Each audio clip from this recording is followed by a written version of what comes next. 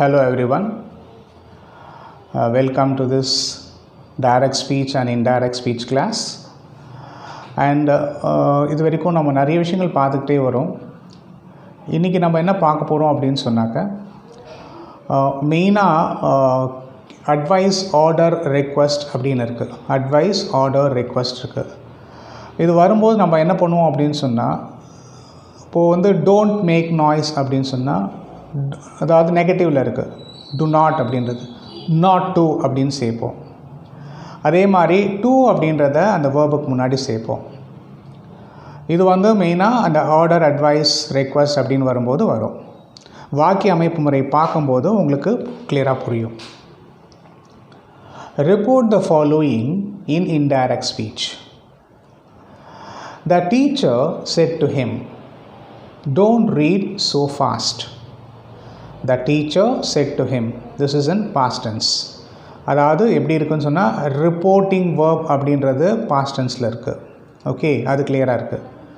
Don't read so fast, ரொம்ப வேகமாக படிக்காத. To not read so fast. இப்போ இந்த இந்த சென்டென்ஸ் எப்படி இருக்குன்னு சொன்னாக்க, ரிப்போர்ட்டட் வேர்ப் ப்ரெசன்ட் டென்ஸில் இருக்குது. ஸோ இது பாஸ்ட் டென்ஸாக மாறணும். இதுதான் நம்ம மைண்டில் ஃபிக்ஸ் ஆகணும். ஓகே, டோன்ட்டுன்னு வரும்போது நாட் டு அப்படின்றத சேர்ப்போம். அப்புறம் டீச்சர் சொல்கிறாங்க அப்படின்றதுனால teacher said to him. Teacher சொன்னால் என்ன, advice. The teacher advised him not to read fast. The teacher advised him not to read fast. He set to me, அவன்கிட்ட சொன்னான், வெயிட் அன்டில் ஐ கம், நான் வரும் வரை காத்திரு அப்படின்னு அவன் சொன்னான். Come, wait until I come. கம்ன்றது ப்ரெசன்ட் டென்ஸ். ஸோ அது பாஸ்ட் டென்ஸாக சேஞ்ச் ஆகும். எப்படி ஆகும்? He asked me to wait until he came. அவன் வர வரைக்கும் என்ன வெயிட் பண்ண சொன்னான் அப்படின்ற மாதிரி வரும். He asked me to wait until he came. ரைட்டா? Go down to bazaar. பஜாருக்கு போ. Bring some oil and a lump of ice. கொஞ்சம் ஆயில் வாங்கிட்டு வா, கொஞ்சம் ஐஸ் கட்டியும் வாங்கிட்டு வா. Ordered his master. Master order பண்ணுறார். ஓகே, என்ன சொல்கிறாருன்னா, go down to bazaar. Bring some oil and a lump of ice. Ordered his master. எப்படி வரும்னா, The master ordered him to go down to the bazaar and bring some oil and a lump of ice.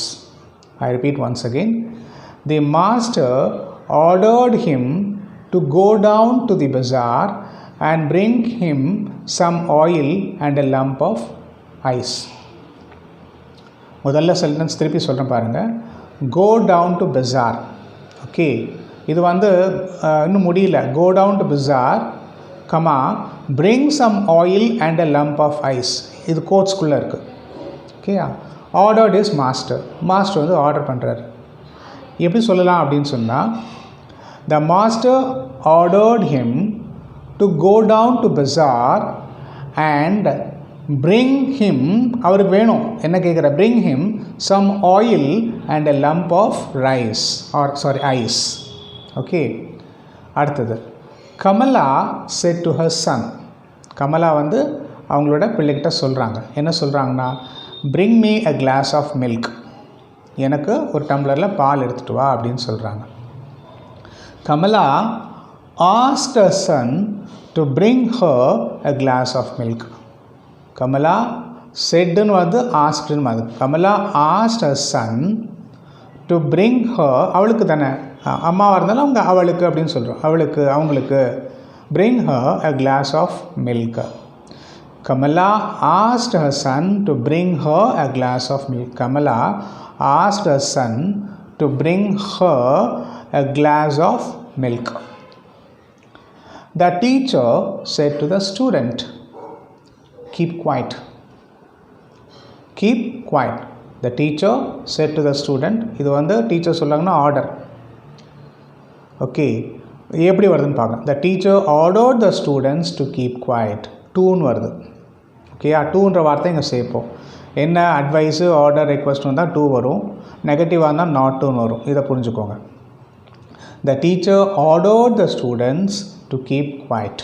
Okay, this is with respect to order or request அப்படின்னு சொல்லி பார்த்தோம். சரி, we'll see some more. He ordered, இது வந்து எப்படின்னு சொன்னாக்க indirect ஸ்பீச்சில் இருக்குது, இதை டைரக்ட் ஸ்பீச்சாக சேஞ்ச் பண்ண போகிறோம். அப்போது அந்த இன்டைரக்ட் ஸ்பீச்சில் வரக்கூடிய சென்டென்ஸ் வந்து என்ன மாதிரி இருக்குதுன்னு பாருங்கள். இப்போ நம்ம ஆர்டரில் பார்த்துட்ருக்கனால ஈஸியாக தெரியும், இது ஆர்டராக ரெக்வஸ்ட் தான் கேள்வியாக இருக்கும்னு சொல்லி தெரியும். மாற்றி மாற்றி கேட்கும்போது அதை கண்டுபிடிக்கிறதுக்கு உங்களுக்கு தெரியணும். ஓகேயா?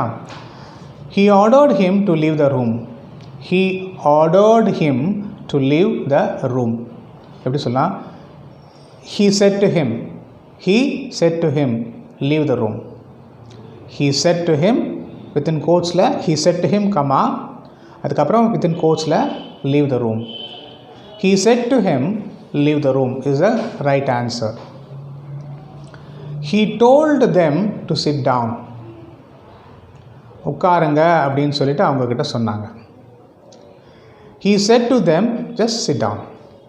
He said to them, bracketல sit down அப்படின்னு வருது. இங்கே முன்னாடி என்னமோ டு சிட் டவுன் அப்படின்னு போட்டிருக்கோம் இல்லையா? அது வந்து இன்டைரக்ட். டைரக்டில் வரும்போது he said to them, comma, quotes, sit down. இதை இன்டைரக்டாக மாற்றும்போது he told them to sit down. அவ்வளோதான். Third, he asked the boy to lend him a pen. He asked the boy, அவன் வந்து ஒரு பையன்கிட்ட கேட்டான், to lend him a pen. He asked the boy to lend him a pen. எப்படி வருது? He said to the boy, முடிஞ்சு வருது, lend me a pen. Lend me a pen. ஓகேயா? lend him a pen அப்படின்ற அவருக்கு ஒரு பேனா அப்படின்னா lend me a pen அப்படின்னு மாறுது. ஹிம்ன்றது மீயா மாறுது. Mani requested Vani to give him his book. Mani requested Vani to give him his book.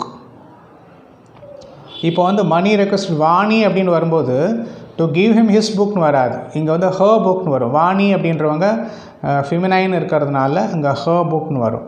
Money requested Vani to give him her book அப்படின்னு வரும். ஓகே, இப்போ எப்படி மாற்றணும்னு பார்த்துக்கோங்க. Mani said to Vani, please give me my book. I think let me go into the sentence once again. Mani requested Vani to give him her book. ஆமாம், அவளோட புத்தகத்தை வந்து தட் இஸ் மணியோட புத்தகத்தை வந்து வாணிக்கு கொடுத்துருந்தார். மணி வந்து அவரோட புத்தகத்தை வாணிக்கு கொடுத்துருந்தார். திருப்பி அந்த give him her book, her புக்னு வருது, ஹிஸ் புக் தான் வரும். Okay, Mani requested Vani to give him his book, அவரோட புஸ்தகம். திருப்பி அகெயின் எக்ஸ்பிளைன் பண்ணுறேன், நோ கன்ஃபியூஷன். மணின்றவர் இருக்கார், அவங்க வந்து வாணின்னு ஒருத்தவங்களுக்கு புஸ்தகம் கொடுக்குறாங்க. திருப்பி அந்த வாணிக்கிட்ட கேட்குறாங்க, என்ன கேட்குறாங்கன்னா, நான் உங்கள்கிட்ட ஒரு புத்தகம் கொடுக்குறேன், அந்த புத்தகத்தை எனக்கு திருப்பி கொடுத்துரு அப்படின்னு சொல்கிறார். ஓகே, ஸோ அதனால் வந்து என்னோடய புத்தகம் மணியோட புத்தகம் தான், அது வாணியோட புத்தகம் கிடையாது. வாணிகிட்ட கொடுத்துருக்கார். அப்போது வந்து திருப்பி எனக்கு கொடுக்கும்போது என்னுடைய புத்தகத்தை எனக்கு கொடு அப்படின்ற மாதிரி சொல்கிறார். Okay, Mani said to Vani, please give me my book, தயவுசெய்து என்னோடய புக்கை எனக்கு கொடுத்துரு அப்படின்னு சொல்கிறார். Okay, father forbade the child to sit there. forbade the child to sit there. உட்காராதேன்னு சொல்கிறார், இந்த இடத்துல உட்காராதேன்னு சொல்கிறார். forbade, the father forbade the child to sit there. எப்படி சொல்லலாம்? the father said to the child, don't sit there, இல்லைன்னா not to sit there அப்படின்ற மாதிரி சொல்ல முடியும். the father forbade the child to sit there. to sit அப்படின்றதுக்கு இப்போ அந்த டு சிட் அப்படின்றது வரும்பொழுது டோன்ட் அப்படின்ற மாதிரி தான் வரும். டோன்ட் சிட் தேர் அப்படின்ற மாதிரி வரும். The father said to the child, don't sit there. The father forbade the child, அது டோல்டுக்கு பதிலாக I think they have used forbade, சொல்கிறது அப்படின்ற மாதிரி வச்சுக்கலாம். The father forbade the child to sit there. The father said to the child, don't sit there. இந்த said அப்படின்ற வார்த்தைக்கு வந்து ஃபொபேட் அப்படின்னு சொல்லியிருக்காங்க. Even I myself got a bit confuse இந்த ப்ரிலிமினரி ஸ்டேஜ். சொல்கிறது தான், சைல்ட்கிட்ட சொல்கிற விதம் அப்படின்னு இருக்கு இல்லையா, அப்படி சொல்லும்பொழுது அந்த இடத்துல உட்காராத அப்படின்னு சொல்கிறாரு. the father said to the child, don't sit there அப்படின்னு சொல்லிட்டு. Okay, so these are the sentences which we have seen today. That is ஒரு டைரக்ட் ஸ்பீச்சில் இருக்கிறத இன்டைரக்ட் ஸ்பீச்சாக மாற்றுறது, இன்டைரக்ட் ஸ்பீச் இருக்கிறத டைரக்ட் ஸ்பீச்சாக மாற்றுறது, with reference to advice, order or request அப்படின்ற மாதிரி வர முடியும். எந்த மாதிரி வாக்கியங்கள்லாம் இது வருது அப்படின்றத பார்க்கலாம். ஓகே, அண்ட் சில விஷயங்களை வந்து நான் சொல்லிகிட்டே வரும்போது my mind is preoccupied with earlier one வரும்போது சம்டைம்ஸ் கொஞ்சம் சின்ன எரர் இருந்ததுன்னு சொன்னால் அப்புறம் நான் கரெக்ஷன் பண்ணியிருப்பேன், அதை பார்த்துக்கோங்க நீங்கள். ஓகே, அந்த கிளாஸ்லேயே கரெக்ஷன் பண்ணியிருப்பேன். Okay, so just go through these what you call speech, இந்த டைரக்ட் ஸ்பீச் வரதை பாருங்கள், ப்ராக்டிஸ் பண்ணுங்கள். முன்னாடி சொன்னக்கூடிய ரூல்ஸ் இல்லாமல் ஒரு வாட்டி ரீகலெக்ட் பண்ணி பார்த்துக்கிட்டே வாங்க. Definitely you will be able to, இந்த டைரக்ட் ஸ்பீச் இன்டைரக்ட் ஸ்பீச் வந்தாலே உங்களுக்கு அந்த பயம் அப்படின்றது போயிடும், அதில் ஒரு தெளிவு கிடைக்கும். அது வந்து நல்லா புரிஞ்சுக்கலாம் நீங்கள். மீண்டும் அடுத்த வகுப்பில் உங்கள் எல்லோரும் சந்திக்கிறேன். அது வரைக்கும் இட்ஸ் பாய் ஃப்ரம் வெங்கட். அனைத்து அம்சங்களுடன் ஆர்கே டாக்கீஸ்.